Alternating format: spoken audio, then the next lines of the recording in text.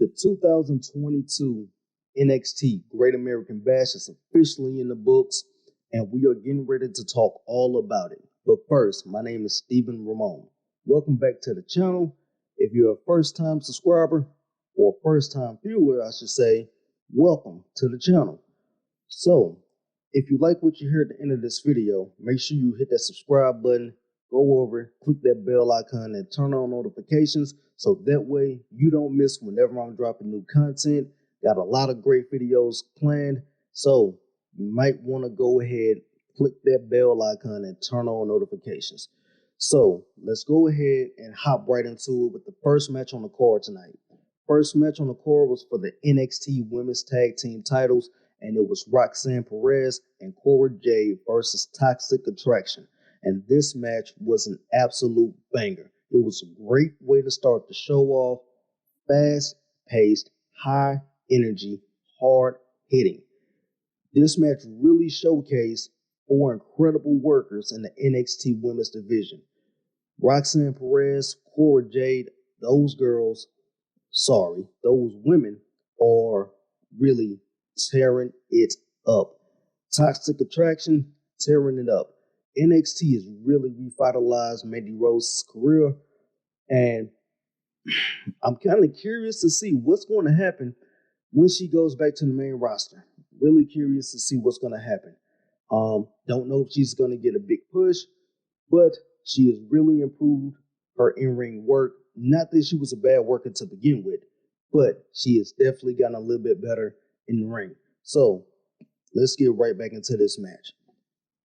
Highlighted four incredible workers. All four of these women did their thing. Great mix of technical and smash mouth wrestling. I mean, I can't even find words to do this match justice. This match showcased and highlighted exactly why the NXT Women's Division is on fire. Triple H made a statement a while ago and said that NXT had the best women's division in pro wrestling. There are a lot of mixed feelings about that. Really are. Some people like to say that AEW has the best women's division. I think it can be argued. But tonight did an incredible job of showing how great the women in NXT really are. With everything that's going on with this Sasha Banks and Naomi situation, I'm not going to say that WWE has an easy replacement for Sasha Banks in NXT. However, they got some pretty suitable candidates that just could step up and maybe, just maybe, be the next Sasha Banks. Either way, this match was great, bell to bell. If you had knew anybody that was skeptical about women's wrestling or women's tag team wrestling, especially if, they been watching the main roster with Raw and SmackDown and that dumpster fire of a tag team division over there, I would highly recommend that they go and check this match out. Bell to bell. One minor distraction. I'm not going to really call it a distraction. There was one point in time where there was a pinfall by either Cora Jade or Roxanne Perez. I can't really remember right now. Mandy Rose pulled her free out the ring, and she got ejected. Yes. Why do referees always got to eject people so hard? But either which way it go, she got ejected. Got back to the action. Cora Jade hit pop rocks and 1, 2, 3. And your new NXT Women's Tag Team Champions, Cora Jade and Roxanne Perez.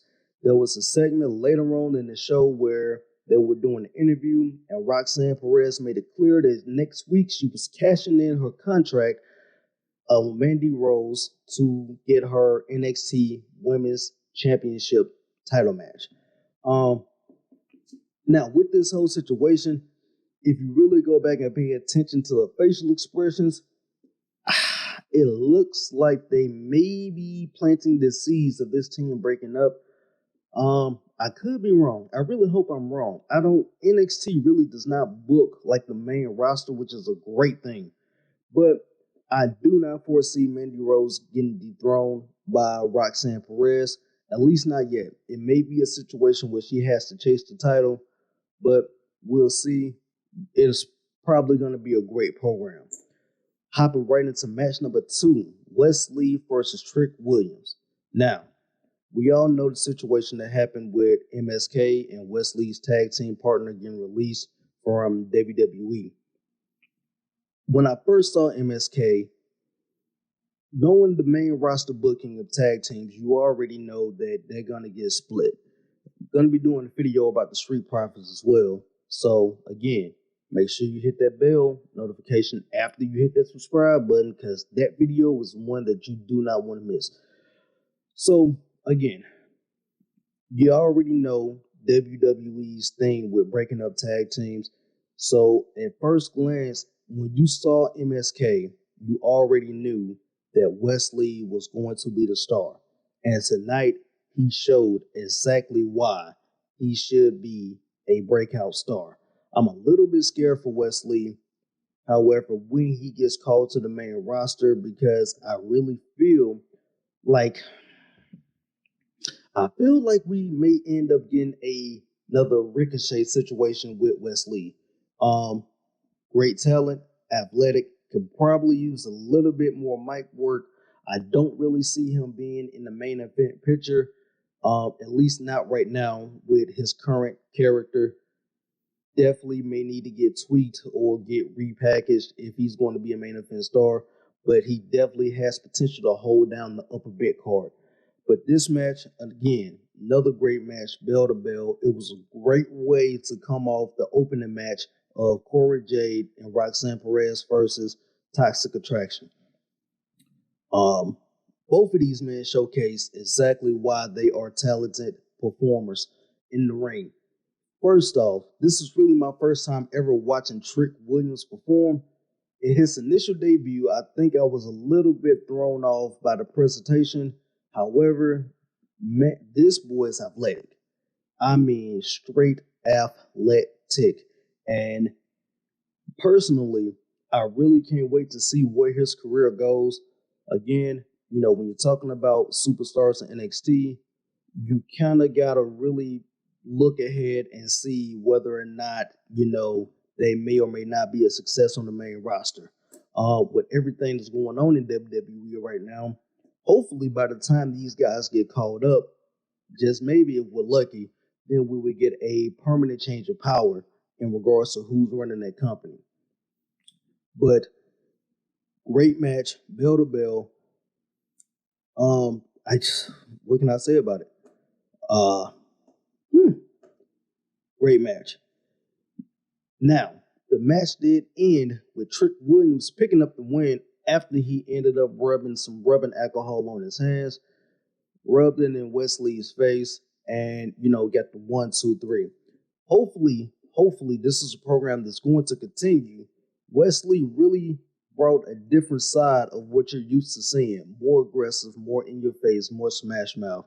And it was great to see that. Next match, Tiffany Stratton versus Wendy Chu. Now, this match actually got started off in a pretty interesting fashion because it got started backstage. According to the announcers, it wasn't scheduled to go on when it did. It was supposed to go later in the show. But after an incredible backstage brawl, and I mean, man, these two, you can tell they hated each other. Like, you really could. Great backstage brawl. It ended up spilling out to the ring where the match officially got started. And it did a great job of storytelling.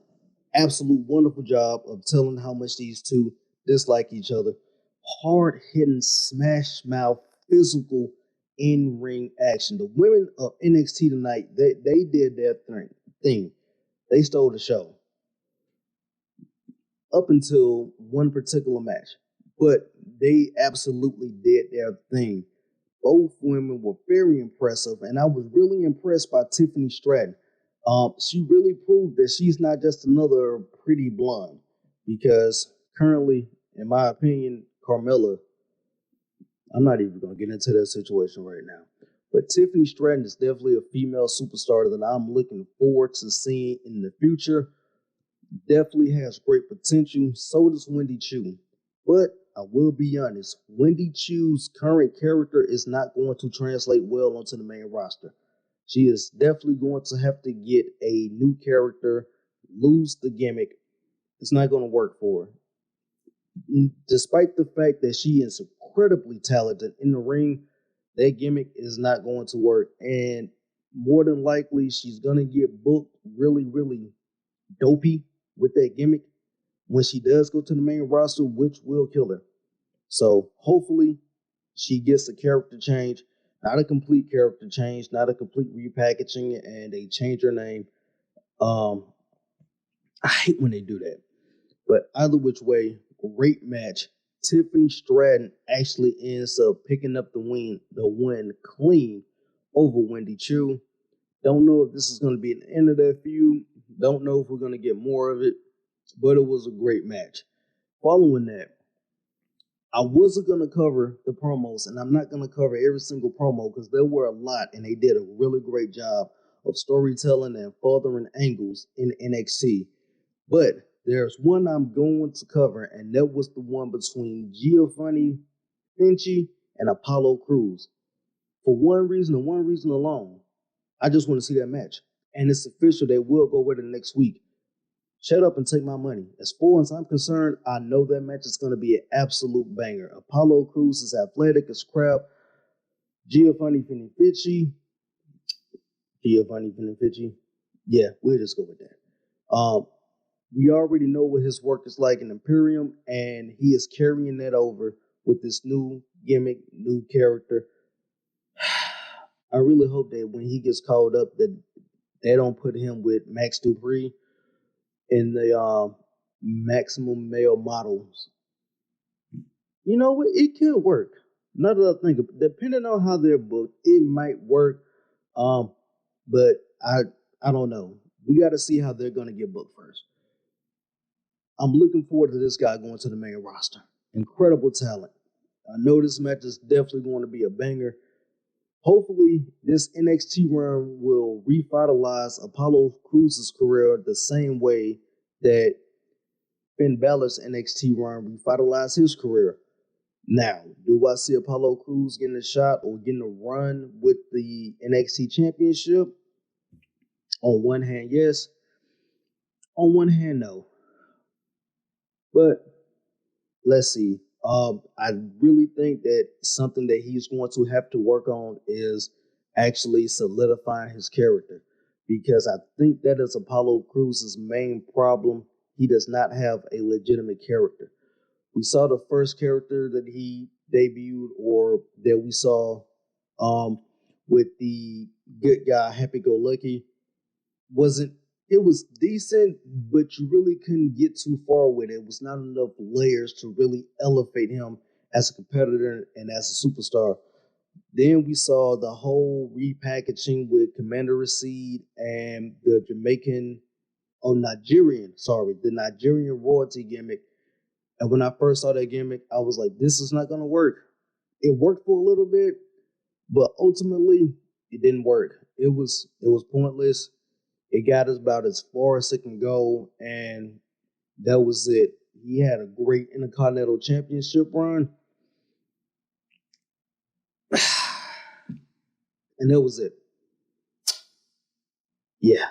And it's a shame because Apollo Crews is a really gifted performer, really talented. If you don't look at his height, because, Vince McMahon has a thing for certain build wrestlers. If you don't look at his height, the guy's great, athletic. He can hit you with power. He can hit you with high flying. He can hit you with technical. Well first in the ring. Great ring presence. Great ring IQ. But let's see what this match is going to look like next week. Okay, so now we're getting into the good stuff. North American Championship. Grayson Waller versus Carmelo Hayes. I'm not sold on Grayson Waller. Don't kill me down in the comment section. If you're sold on Grayson Waller, be sure to comment down below. Let me know why you're sold on him. Correction, I wasn't really sold on him until tonight. Now, I will say this. Grayson Waller is a great heat magnet. This man can draw heat. But because of how cocky and arrogant his character comes across, he really has to be careful to not mess around and draw go away heat because it's very, very, very likely that he can do that. Now, Carmelo Hayes has all the essentials of being an upper mid card star, but tonight this boy showed that he can actually be a main offender, in my humble opinion. Came out, grand entrance, and his entrance was incredible. He almost had a WrestleMania-esque type entrance that was, in my opinion, phenomenal. Um, Great physical contest. And again, the match really, really did a great job of in-ring storytelling. Every single match on this card tonight did a great job of in-ring storytelling. From bell to bell, every single match did a great job of in-ring storytelling. Both of these men have main event potential, at least as far as their in-ring abilities go. Carmelo Hayes, I feel like he is a complete package. I'm really interested to see how he will run alone as a heel. Him and Trick Williams are a great combination, but I would really love to see Carmelo Hayes have a solo heel run. No associates, no goons, no managers, none of that. Just him. I think he can carry his weight by himself. He is one of these guys that is better as a heel than he is as a face. So hopefully he has a permanent heel career. Who knows? He may have a good face run whenever that time comes.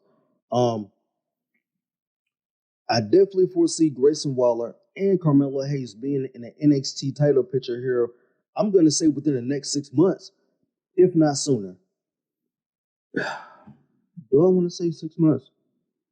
Yeah, I'm going to say 6 months. I don't know who's going to hold half the championship in 6 months, but that's another story. We'll get into that once we get into the main event. The match was great. There was one segment of the match that really, again, another example of excellent storytelling. As Trick Williams, while he didn't get involved in the match, there was a brief interaction with him and Grayson Waller. And before you knew it, you get Wesley jumping over the barricade to continue whatever they didn't finish from earlier. And he jumps over the barricade, attacks Trick Williams. I'm assuming that these two ended up fighting backstage because the camera did not show anybody else or didn't show them around the ring following that. But get back to the action, and Carmelo Hayes ends up picking up the win. Again, great match, great counters, great innovative offense. If you want to call the whole interaction with Trick Williams and Wesley a distraction, you can. I'm not going to really count it as a distraction because there was not an immediate pinfall following that situation. So in my mind, it's not a distraction. Some people may count on this one. I'm not going to count on this one. That was the match of the night.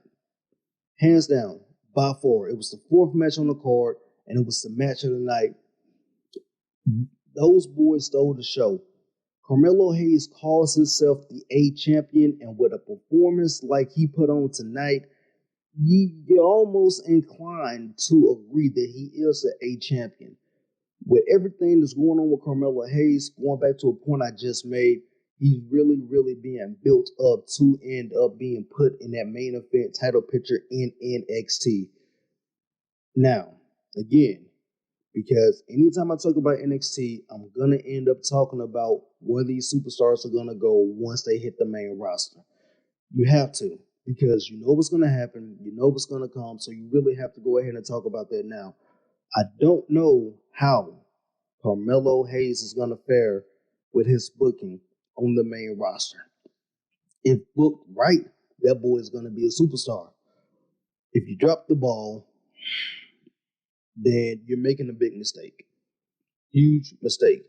Somebody like him could go to AEW and tear it up. Hands down.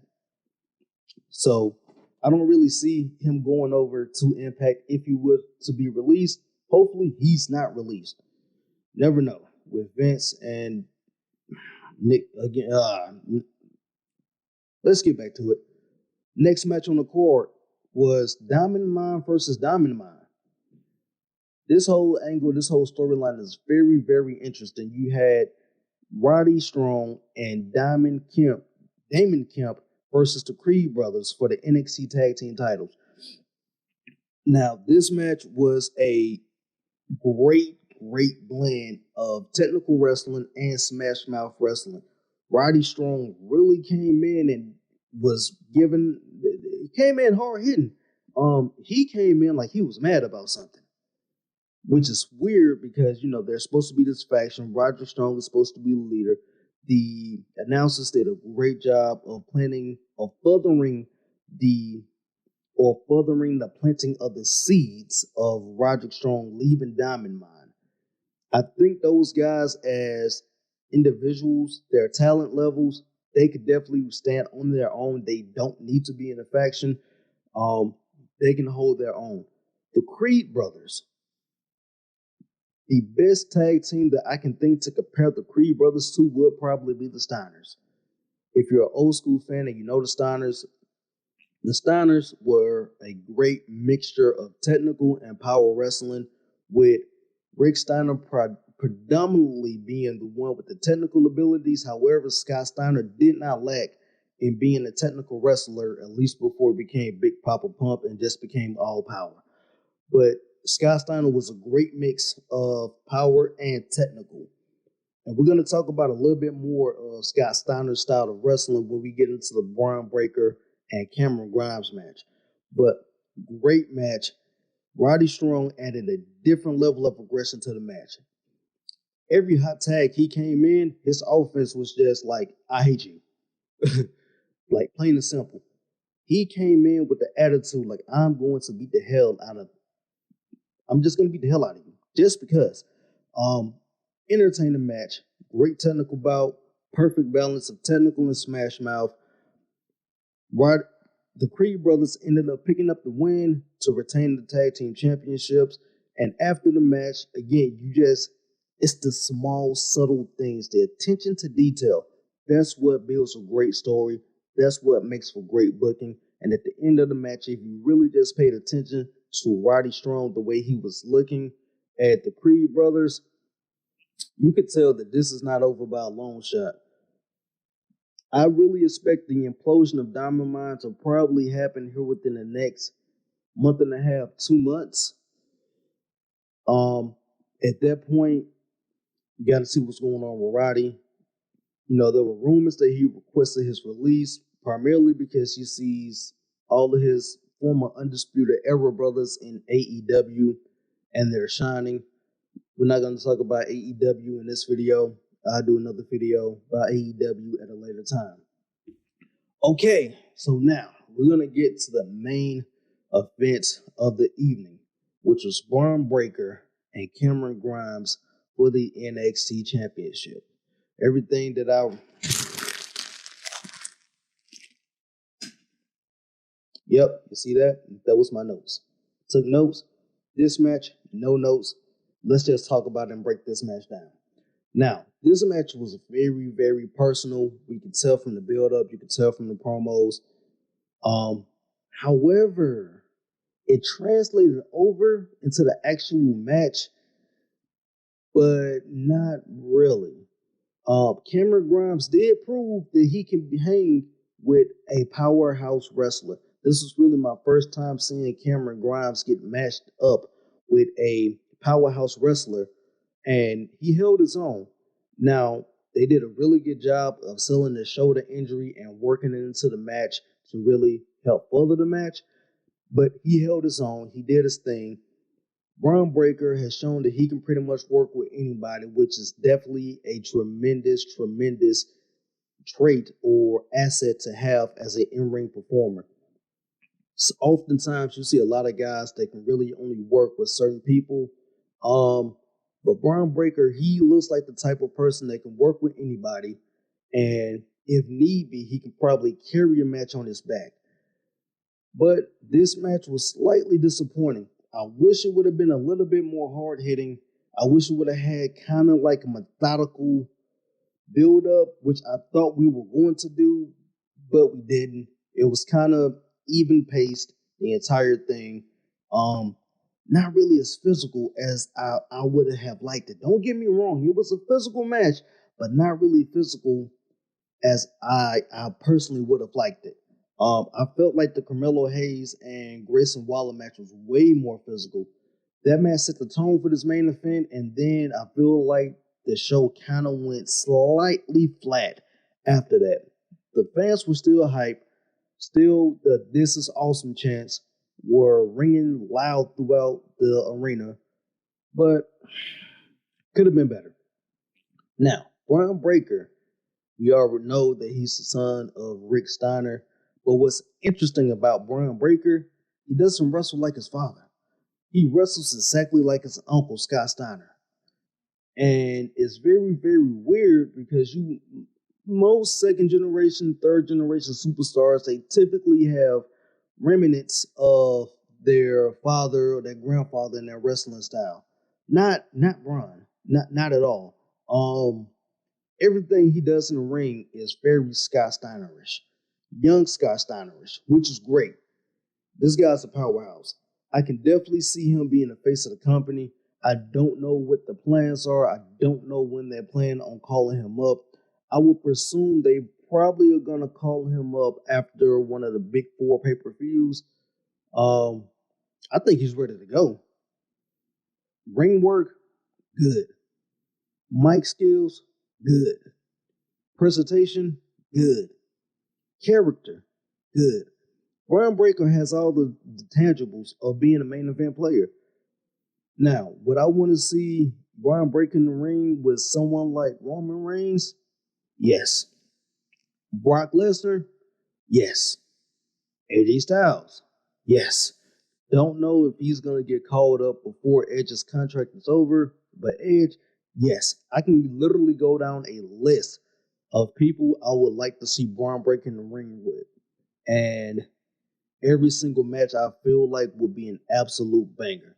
So hopefully, they give him a little bit more time in NXT. They build up somebody credible to take the title off of him. I don't know who that's going to be though.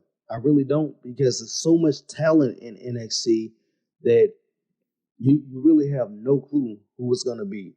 I do know for sure that we will probably get Braun Breaker and Carmelo Hayes in the distant future. Don't know if it's going to be for the championship, but eventually Braun Breaker is going to have to address the claims that Carmelo Hayes is making that he's the A champion. He has to.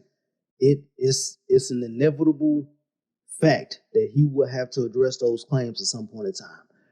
But NXT Great American Bash. Overall, what would I say about it? I'm gonna give it a 8 out of 10. Personally, 8 out of 10. Again, there were a couple of missed opportunities. Too many promos. Although the promos and the small segments, they minus their start. Don't know what that start was. It was kind of comedic relief, I guess. All the promos did a great job of storytelling and furthering angles, which is the whole reason of a promo. If a promo's not telling the story or furthering the angle, we don't need it. Great display, great presentation.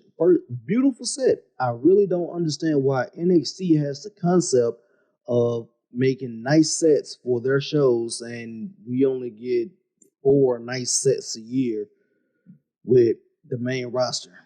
Sometimes 3, because I don't think they even did a special set for Survivor Series last year.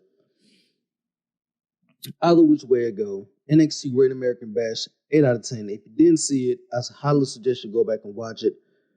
That show was incredible bell to bell, and it did not disappoint. NXT has a history of putting on phenomenal shows when they do their miniature specials or their special events, whatever you want to call them, and this was another one. So, great match, every match on the card. even the Groundbreaker Cameron Grimes match, it was still a great match. So, my name, once again, is Stephen Ramon. You've been watching Unscripted Wrestling Media. If you like everything that you heard, hit that subscribe button, click that bell icon, turn on notifications, and be sure to stay tuned to the channel and be sure to be on the lookout for new videos as they drop daily. Until then, peace.